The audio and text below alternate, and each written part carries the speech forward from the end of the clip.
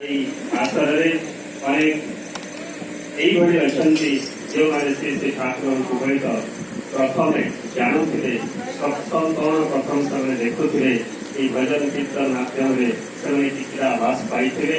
ତେଣୁ କହିବାକୁ ଶ୍ରୀ ଶ୍ରୀ ଠାକୁର ଅନୁକୂଳ ଚନ୍ଦ୍ର ହେଉଛନ୍ତି ଏହି ଦୁନିଆର ଏ ସୃଷ୍ଟିର ଶେଷ ନରରୂପୀ ନାରାୟଣ, ଶେଷ ଅବତାର, ଯାହାଙ୍କର ଆବିର୍ଭାବ ହୁଏ 1888 ମସିହାରେ।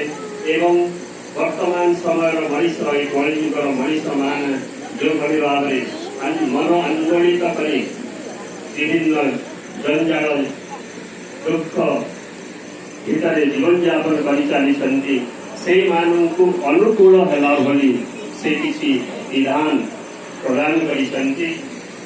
ସେଇ ବିଧାନ, ସେଇ ନୀତି ନିୟମ, ସେ ଠାକୁରଙ୍କର ସେ ଦେଇଯାଇଥିବା ନିର୍ଦ୍ଦେଶ ଇତ୍ୟାଦିକୁ କିଛି ମାତ୍ରାରେ ପାଳନ କରି ପ୍ରତ୍ୟେକ ମଣିଷ ଯଦି ନିଜ ଜୀବନକୁ ଆଗକୁ ନେଇ ଚାଲେ, ନିଶ୍ଚିତ ଭାବରେ ତା ମନ ସ୍ଥିର ହେବ, ତା ଜୀବନ ସଫଳତା ତା ହାତକୁ ଆସିବ ଏବଂ ସବୁକିଛି ଦିଗରେ ସେ ଆଗକୁ ବଢ଼ିବ, ଭଲ ମଣିଷଟେ ହେବ, ଭଲ ବ୍ୟକ୍ତିତ୍ୱ ତିଆରି କରିବ। ଯାହା ଆପଣମାନେ ଜାଣିଛନ୍ତି ଏହି ପଞ୍ଚ ମହାଜୀବନର କଥା।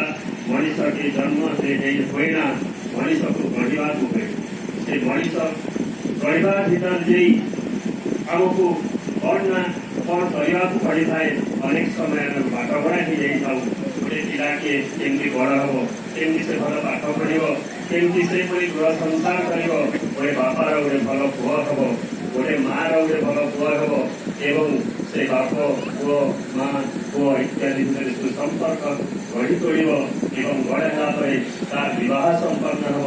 ଗୋଟେ କେମିତି ସମ୍ପନ୍ନ ଗୋଟେ ବହୁ ଘରକୁ ଆସିବ ଏବଂ ସେ ବହୁ ଆସିଲା ପରେ ପୁଣି ସେଇ ଘରେ ପୁଣି ଶାନ୍ତି ବଜାୟ କେମିତି ରହିବ ଇତ୍ୟାଦି।